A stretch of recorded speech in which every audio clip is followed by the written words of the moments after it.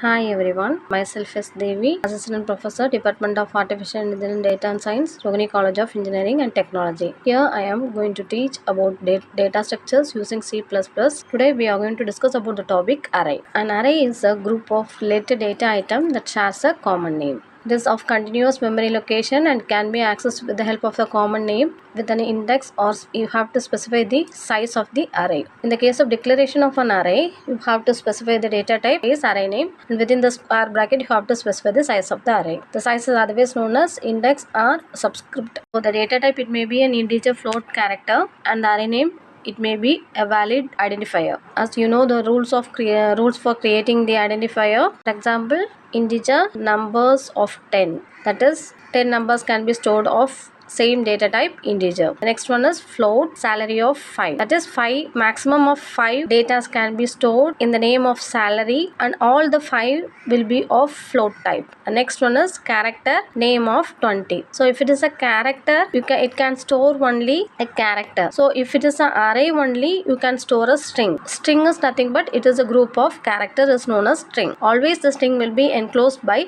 within double quotes, and it be end of the string will be /0, that is null character. The type of the array is one-dimensional array, two-dimensional array, multi-dimensional array. One-dimensional array is the array with only one subscript or size is known as one-dimensional array. That is, you can store the maximum of the size. Two-dimensional array, the array with two subscript or size is known as two-dimensional array. The multi-dimensional array, the array with more than two subscript or sizes known as multidimensional array. In the case of two-dimensional, it contains rows and columns. Here, in the case of multidimensional array, it can be used for 3D data blocks or multi-level tables. So, how to initialize the array? We can directly initialize or give the value for the array. For example, compile time initialization, partial initialization, and automatic size calculation. In the case of compile time initialization, array can be initialized during declaration by assigning values inside the braces.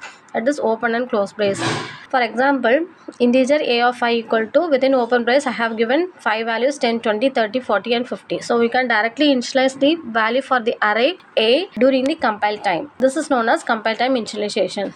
And the next one is partial initialization. That is, in here, in the example, integer a of 5 equal to 10, within the open and close braces 10, 20. That is, you have initialized only two values. The other values will be automatically set to 0. The maximum capacity of the array is 5, but you have given only two values for the array. So automatically the third, fourth, fifth value will be assigned as 0. This is partial initialization of the array. And the third one is automatic size calculation. Automatic size calculation is, without specifying the size of the array, we are directly initializing the array. That is int a of, that is, we are not specifying the size of the array. Within the open close braces we have given 4 values. So automatically the size will be calculated during the compile time, that is 4. Since you have initialized only 4 values for the array, so size will be 4.